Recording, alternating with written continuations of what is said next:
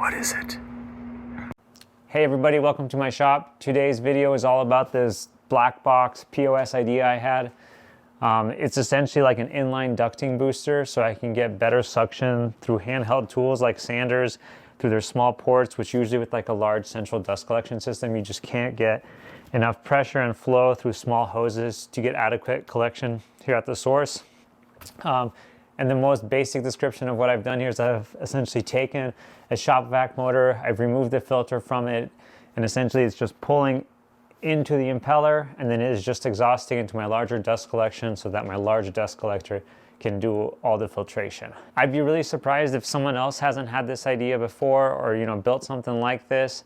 I haven't seen it done before, but for me in my shop, it does exactly what I want, which is I didn't want a separate big shop vac kicking around next to my workbench.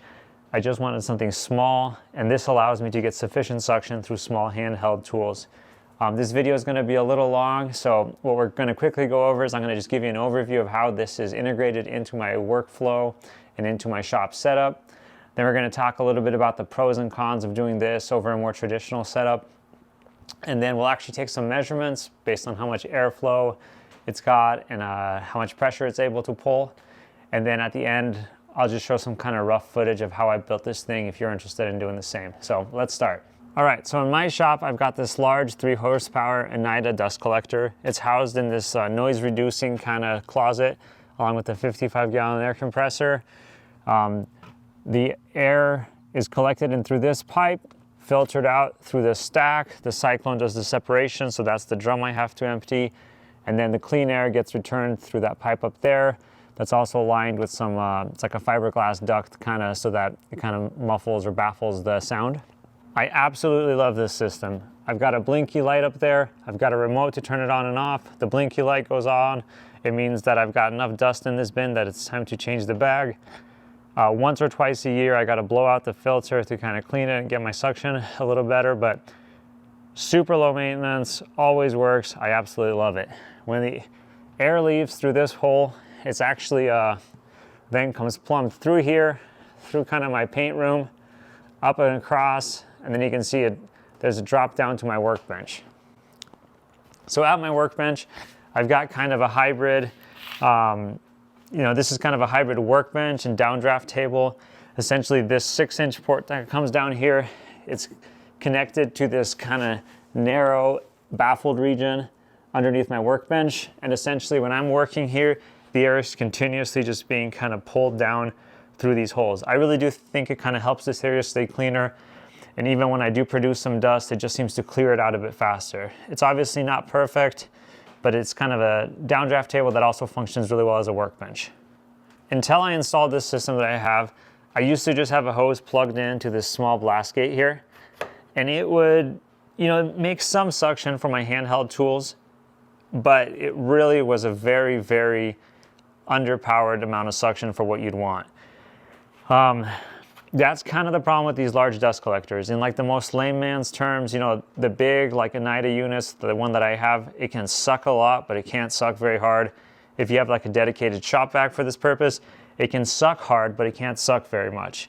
It can handle high pressures, but it's only maybe putting out 100 CFMs, while my unit is technically putting out 1,300 CFMs, but it just can't do it when there's a lot of restriction to the airflow.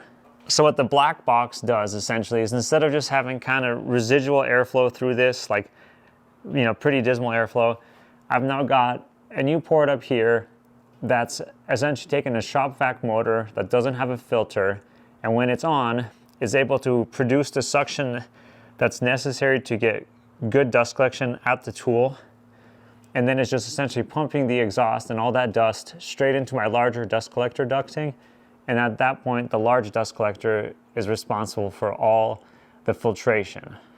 So how does this work in practice?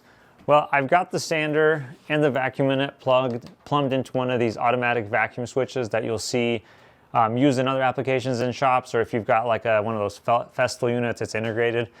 But essentially what happens is when I turn on my sander, this senses that, and then it fires up the black box as well to turn on the vacuum function. So let's just quickly demonstrate that. When I kick this on, the vacuum turns on well, and when I turn it off, there's a 3-second delay and then it turns off as well. So it's just nice and automated. You don't have to think about it. One thing I got to state though is in my shop, with how my dust collection is done, the central dust collection system has to be running to actually get adequate filtration. I think if you had a really well sealed dust collection system, or perhaps a very simple one, so this was positioned maybe right next to your collector somehow, you wouldn't need to have it running, because essentially that dusty air is going to try to make its way through the ducting now as it's pumped in there to wherever is easiest to exit. And if that easiest point was the filter, then it would exit through there. In my shop, I've got tons of small leaks and stuff at blast gates, all the elbows and stuff. So I think to me, this would just be dispersing all that fine particulate elsewhere in my shop. So I still need the large dust collector running so that all that air is pulled through the central filter unit. Other things in this install are obviously just some small ducting odds and ends here. I've got a Lockline blast gate here. Lockline is a company that makes some dust collection products that I've used, so I just had these kind of kicking about. And then I've got this old Rockler hose that I've probably used for 4 years now. It has different size ports you can put in here to kind of adapt to different size tool ports, but it's just worked well for me. And I would say it essentially just lives on my random orbital sander now. I sand a lot. I do use other tools here, but honestly, a lot of them just produce maybe more like chunk versus fine dust. So getting the sand dust under control is what is most concerned in my shop at this workbench. All right, let's talk about pros and cons, and I'll just start with what I think are the pros of this system. Up first is, I'm pretty fortunate. I got a big shop, but even for me, I don't have a great spot for a shop vac to be kind of kicking around in this area. If I had more foresight, maybe I could have built the legs on my workbench a little different. But honestly, I'm just really happy that this is something that's basically totally out of the way. I've got nothing to kick around with. And even more in terms of like being out of the way is there's no maintenance on this. I don't have bags that I have to empty. I don't have a little cyclone separator that I got to empty an extra bucket for. And I don't have to buy filters or clean more filters. This thing just kicks on automatically, turns off automatically, and I can basically, it's just out of sight, out of mind is basically how it feels. Another one of the pros that I would like to talk about is cost.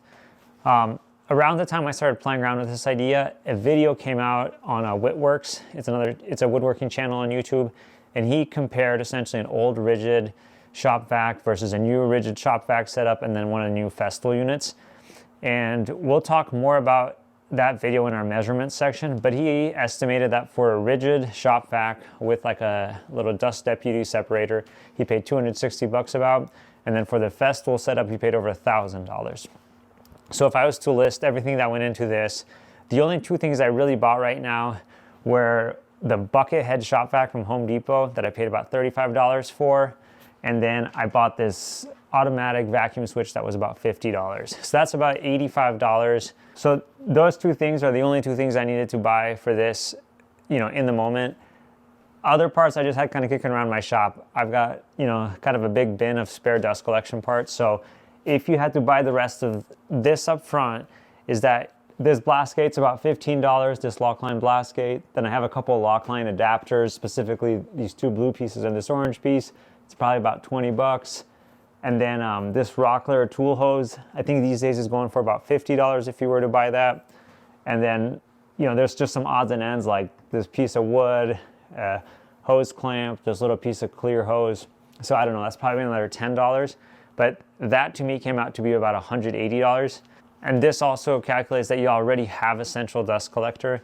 Of course, if you don't have one of those, this setup makes no sense. You should get the shop vac. But what we've got here essentially is about $180 worth of parts, like worst case scenario if you've got a central dust collection system, which is pretty cheap. But to me, the biggest advantage is that it's just out of the way. So let's talk about the downsides of this. I'm just gonna say up front that a lot of these stem directly from the fact that I decided to spend as little money as possible on this. If you were to buy a different shop vac, you might have a different impeller style. And if it's a more expensive shop vac, there's a good chance it's just built a little better. But essentially the impeller style on this is suited for dust-ish particles and not really like chunk-ish particles. So for my application where I just really care about controlling dust from sanding, that's fine with me. But if you're looking to run maybe like a router a lot or something that produces big chunks, I would steer you away from this idea, or I would tell you to find a shop vac that has a different impeller style. Another potential drawback is power consumption. Up front, you've essentially got a tool and a shop vac running through the same outlets. So even like a Festool unit or a shop vac would also be kind of subject to this. But essentially, even though this is labeled in a way that leads you to believe that you could run a 15 amp shop vac and a 15 amp tool through this for a total of 30 amps, that's just not true. I mean, you'd blow a breaker, and just these, I think they're called NEMA 15 plugs, they're only rated for 15 amps. So taking a measurement, this vacuum unit draws about 3.5 amps, which realistically means you've got about 11 amps left for your tool. So I've got a large belt sander that draws more than that, but for this palm sander, it's totally fine. But that is just a consideration if you're running some high power tools. Then any of these kind of shop vac tool things, you're going to want to try to run them off of different breakers in your house if you start tripping them. So then the other obvious power consumption thing is you've got to be running your large dust collector at the same time. And finally, coming back to the fact that I bought the cheapest, shop vac unit I could, I am worried about longevity. I've had several hours of use on this now in the first kind of week, and I haven't had any issues, but check the description of this movie. If this blows up in the next short time, I'll put that right up front so you know that this might be kind of an interesting idea, but maybe don't use the same shop vac that I did. My honest hope would be someone like Oneida or like Andy Klein would just engineer a product that's a little better suited for this. Just better dust sealing overall, because it is going to see a lot of dust, and I just think buying the cheapest product means it's probably not sealed that well. Maybe choose an impeller that's better for dealing with chunks than just dust, and just generally have it look a little less like a POS. So anyways, let's move on to some of the measurements, and we'll see what kind of airflow we're getting through this thing. So the two numbers of interest with most dust collection systems are essentially like how much air can it pull, which is usually measured in CFM, which is cubic feet per minute. And then the other one is how hard can it pull that air, which is essentially vacuum pressure, how hard it's sucking, and that's usually given in inches of water column. So for example, my large dust collection unit, the 3 horsepower Oneida, it is rated at 1300 CFM, so 1,300 cubic feet per minute, but it can only pull 13 inches of water column max. However, a small shop vac will usually not be able to pull even 100 CFM, but it can pull like at least 50 inches of water column.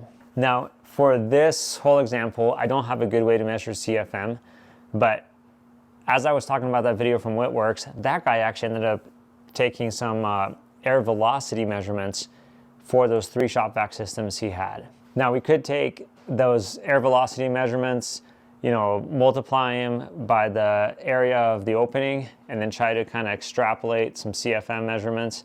But I think at this point we have so many kind of variables and inconsistencies in our system, even the measurement method is just kind of bogus, that what I hope to do is, instead of trying to actually present any numbers that will have no meaning, is I'm just hoping to kind of get a comparison to the sort of suction he was seeing in his units. So I went ahead and purchased the same anemometer. When he was making his measurements in his video, you'll see he just holds the hose up and he gets a reading off the screen. We're going to do the same thing on this system, along with the old version of the system I had. I would highly recommend you go watch his video. It will very completely present what is like the most common solution to this issue, which is just to have that shop vac next to your workbench. But I just want to say a couple of things about his conclusions that he made, because I think there's some inaccuracies there. First, he's got this old rigid shop vac that he uses as kind of a bench line, and it appears to do the best job at filtering particles. I think his misunderstanding was that old shop vac, the filter in it is probably caked in dust. So hence, he's not seeing very good measurements, because it's essentially restricting airflow so much that there's just not much air getting out of the exhaust of the shop vac. It is the same logic, like if he had wanted even better measurements, he should have just turned the shop vac off, right? Because then he would have been getting no flow on the exhaust. This is backed up by the fact that at the inlet side of the shop vacs, he's getting about half the airflow through that old unit. In my mind, that dust has to be going somewhere.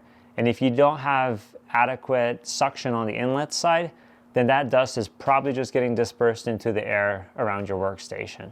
So I think that's just something to keep in mind if you watch that video, is a plugged filter that's not letting any air through is the best filter, but that dust is going somewhere and it's probably just going to his workspace, but he didn't actually take any air quality measurements next to the sander, or I just didn't pay enough attention, but I'm pretty sure he didn't. All right, so let's start some of these measurements, and hopefully this will start to make some sense. We're gonna start with the air velocity measurements, and then after that, we'll move on to some pressure tests. All right, so let's start. First thing we'll do is we'll fire up our dust collector. All right, so the only blast gate we've got open is this one, which is, as we were talking about, to this downdraft table. If we place the little airflow meter over one of these holes, you're getting about 1.4, 1.5. With the black vacs off, just passive airflow, we will get about 3.4, 3.5. So now let's fire on the black box.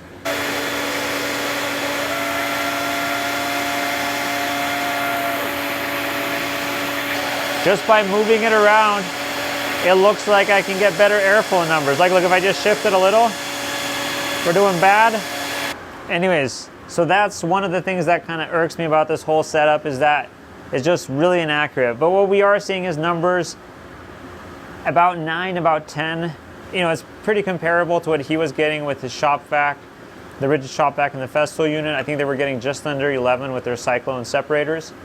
The cool thing about this system, you got to realize, is that since the suction point is right here, and the filter in the Oneida is just so large that any amount of airflow that this produces will be easy for that filter to handle, is that this suction should never decrease. Even when that filter is clogged, the large filter, the 50, 70 CFM that this thing can produce is just a drop in the bucket for what that filter is rated to handle. So that airflow should not change, and that's one of the cool things about having such a large filter for such a tiny little shop vac motor. All right, let's take a couple more measurements I was interested in. We're gonna unplug the hose from up high, and we're gonna end up putting it into this old blast gate I used to have. So now we can kind of get a measurement of what we used to get through this hose passively, right?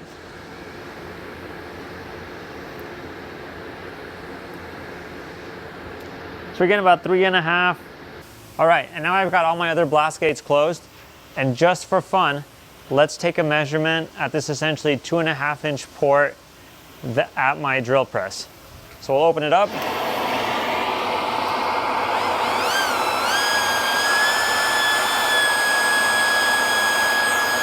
I mean, that thing's ripping.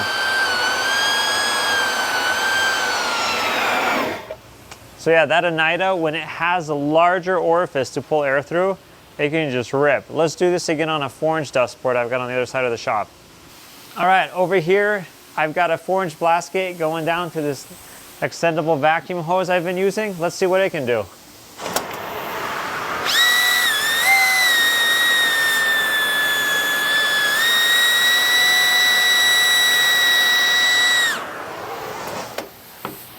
Yeah, so that's pretty close to about, I think, 27, 28 meters per second, and the manual on this thing states that it can measure up to 30 meters per second.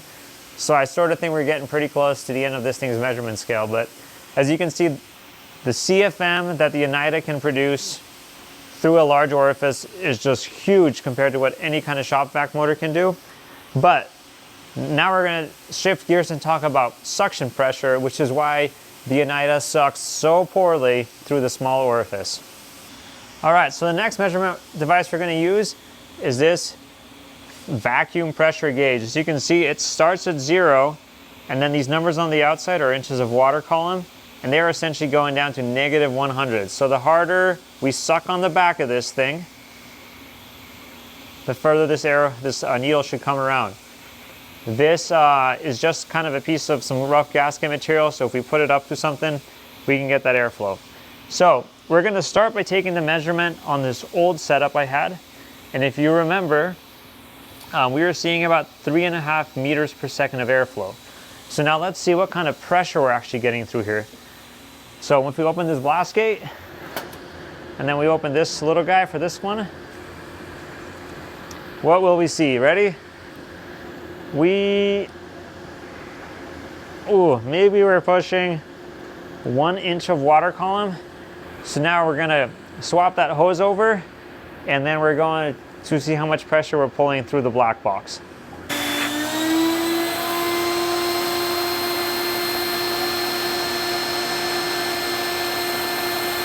So that's kind of a critical test, as you can see, is even though the volume of air through this tube is so small, it's able to draw what is about 44 inches of water column, and that is why we can get so much better suction through the ends of these small handheld tools.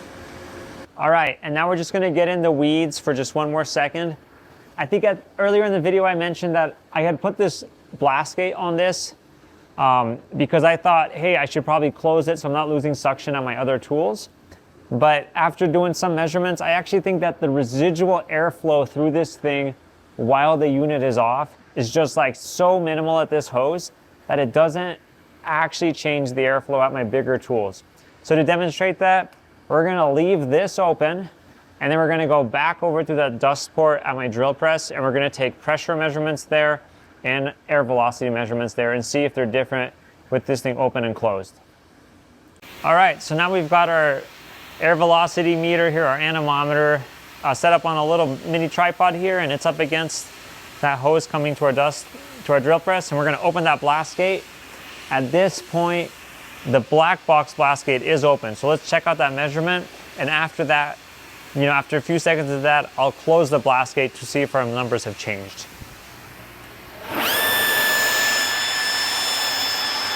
All right, we're ripping, mid 24s. I'll go close the blast gate.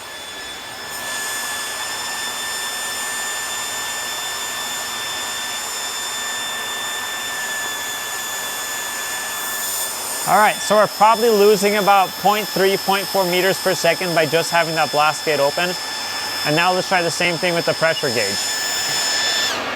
All right, so as you can see right here, we've got about just a little over 10. Actually, I guess that's the 10 mark. So we're about 11 inches of water column.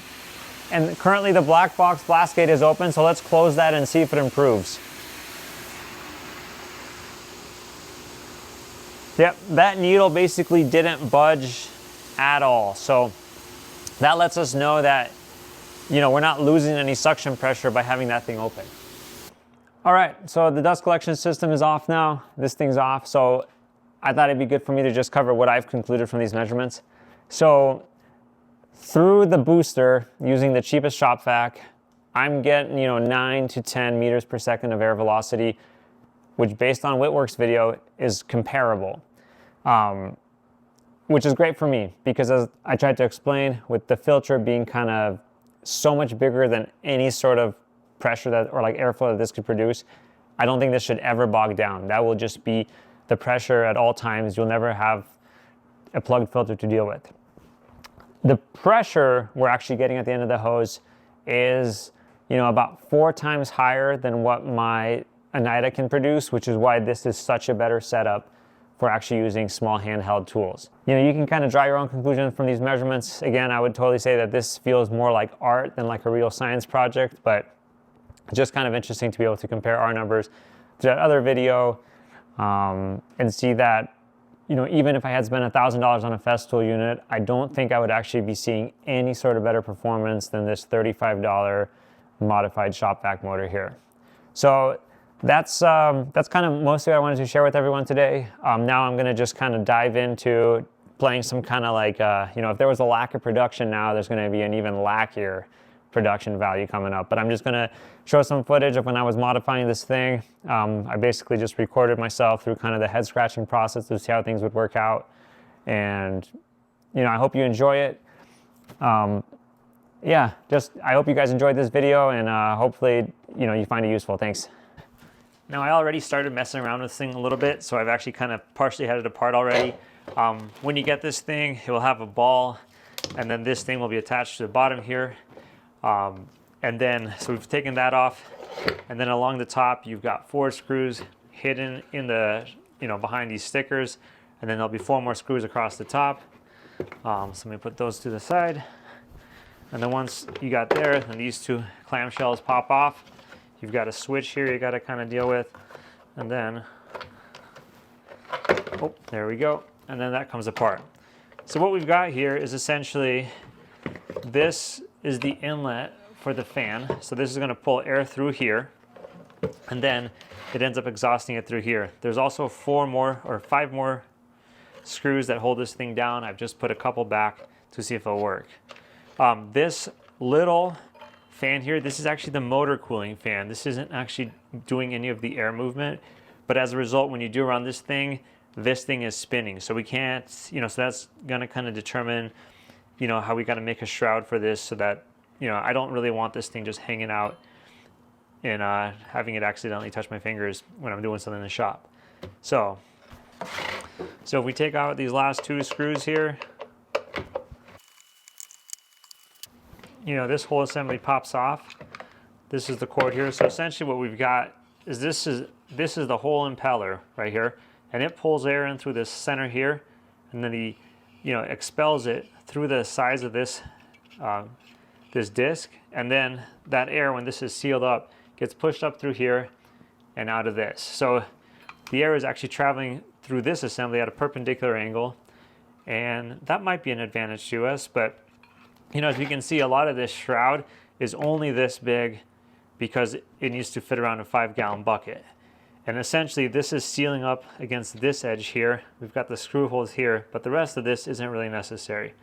So I think the goal will be to first kind of try to make this as small as possible, and then figure out how to cover this top. I think the current assembly on it, I don't know if it will be too helpful. This part right here does cover this fan, but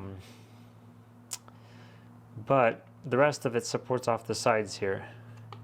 And as a result, we may end up having to make our own little cover over this piece, but we'll cross that bridge when we get there.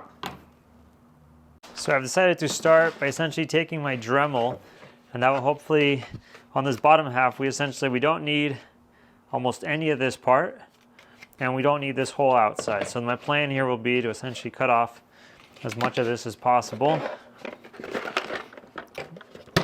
Just trying to debate if it'd be worth keeping this outer rim on so we can just try to make a smaller sphere. Yeah, let's try to keep this outer flange for now. And I guess if we got to cut it later, easier to cut it later than to reattach it.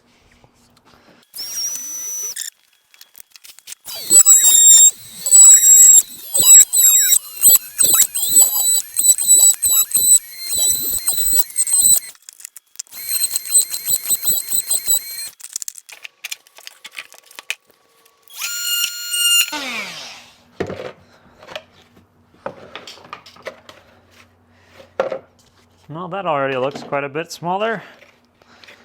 Yeah, we want to get rid of this other part.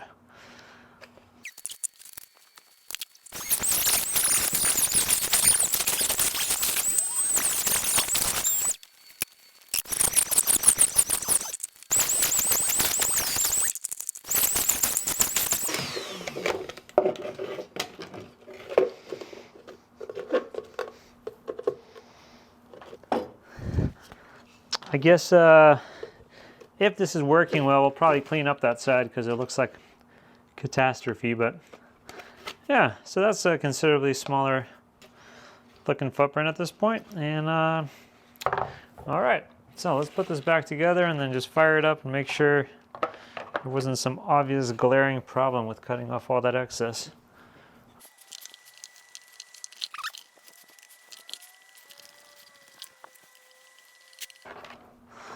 We want to make sure not to get the cord in that top fan.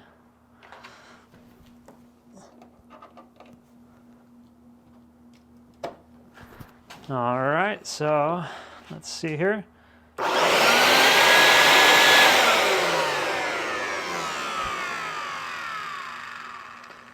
All right, so we just need to cover that top. I guess in some ways the ultimate low profile would be is, since my dust collection hose will be mounting in like this, it does seem helpful. Well, maybe I could just mount it with this upwards and then that'd be fairly low profile. All right, let's try to come up with a cover. All right, so the most promising thing I could find is actually contemplated if I could just fit this thing back over, and I actually think there's a chance it would work, but I don't know, if something happened and I got a wood chip through this. Anyways, it's a possibility. It's nice and sturdy. Probably want to shorten it up a little bit, but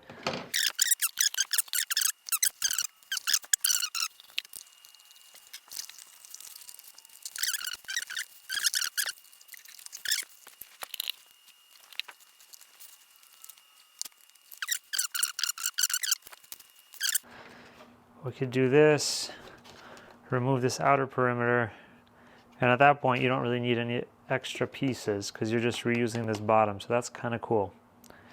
All right, I think that is what I'll do. Huh. Stays assembled. All right.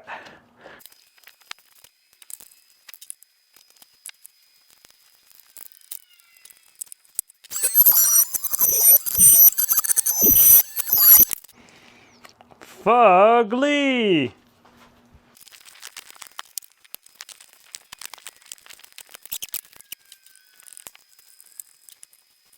There is a hole here. I don't know why it's here. Perhaps if this becomes obstructed, this is essentially a return back into the can. So anyways, we'll deal with plugging that up in a little bit, but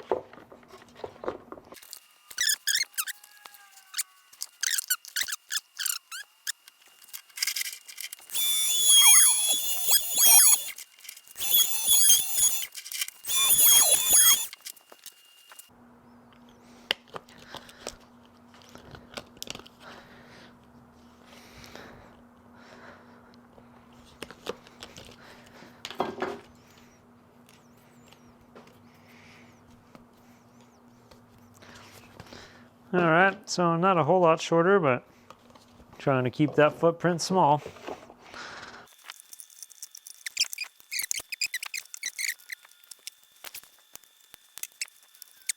I think we're going to call that satisfactory.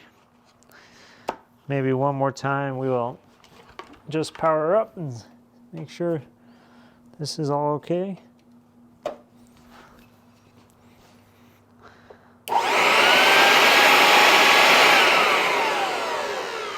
All right, so how to fasten these.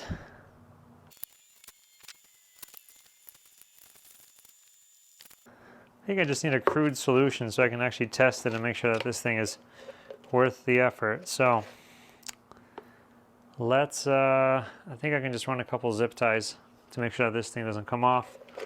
Then we'll try to plug our dust collection hose in here, and then we'll route that to that existing port.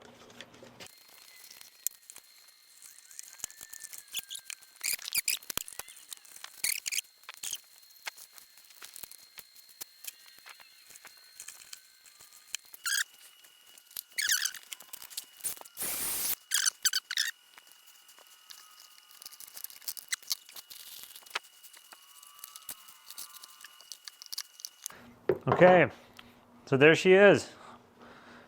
Again, long term, I'm not sure. If it works, I probably will not touch it again, but probably is a prettier version that a competent company could make.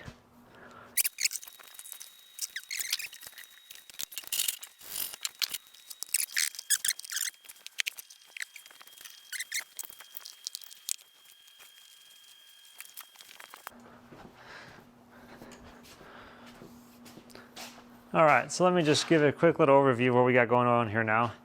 This is the inlet, that goes into my 6-inch dust port. This is just a piece of the hose that came with this bucket head that I hacked off. It's just pressed into this outlet port, and then this isn't ideal because it's actually going into the fitting. I'm not sure how much it really matters, but technically for the fitting, this larger one, I couldn't quite get it to stretch over. So this is just lightly pressed in there. Long term, I'll come up with something else if this is something I end up using, but I just want to see what kind of suction I can get off the back here. So we'll fire up the main dust collector right now, so it'll be pulling into the tube and into the filter as we run this whole catastrophe. So let's do that. All right, so we'll turn on this gate. And then, I mean, that's hardly any draw right there. This thing's loud, so.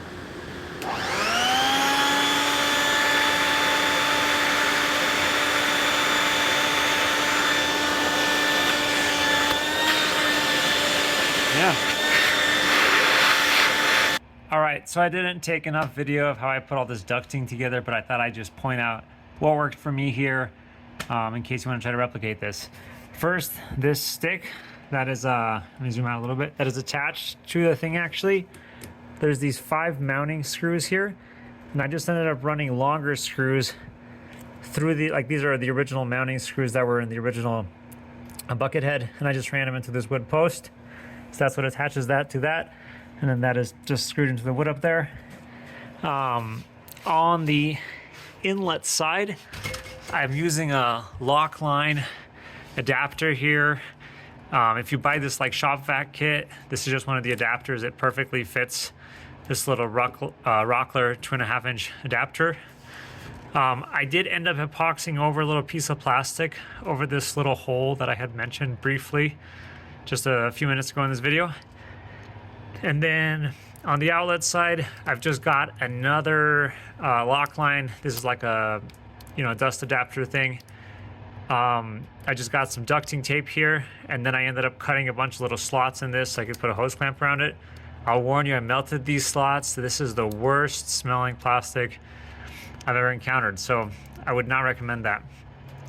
And finally, I've just got another lock line adapter, this blast gate here from them, and then I just drilled a hole in my large metal duct and kind of fit that in there, and I got just a little bit of gasket material around here. It doesn't really see much torque or anything, so that doesn't have to be like a super strong connection, in my opinion. So anyways, that's the complete system, and good luck to you if you hope to replicate this. Thanks for watching.